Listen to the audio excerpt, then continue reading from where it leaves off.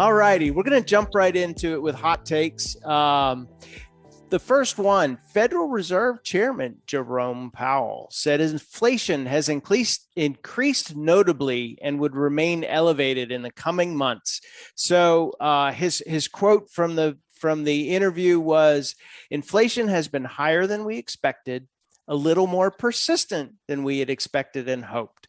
And this was testimony before the House Financial Services Committee.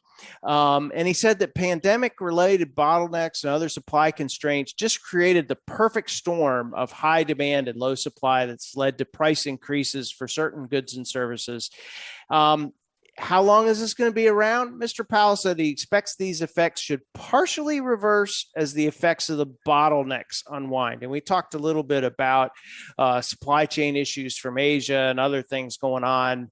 But, today we're going to take a different take on it. And companies that are able to raise prices are very robust and resilient, and one of the things that Warren Buffett likes to invest in. So what's a favorite company of yours that has pricing power?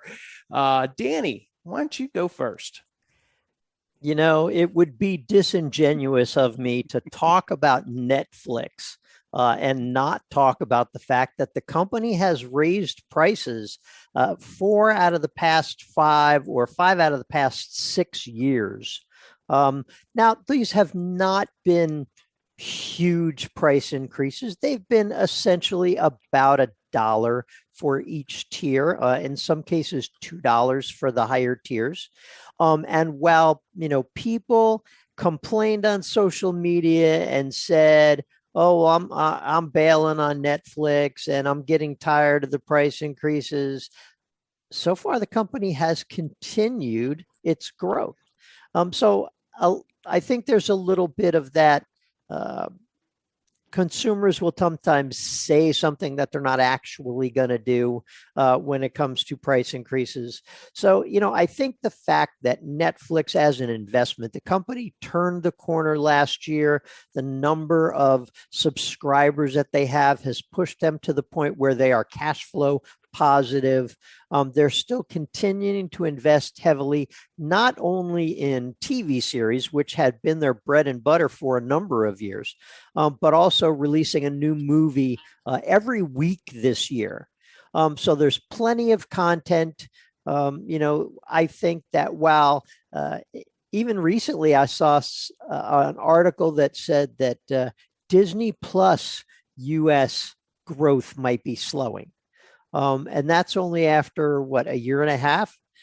So I think the fact that I think Netflix has proved that it has pricing power.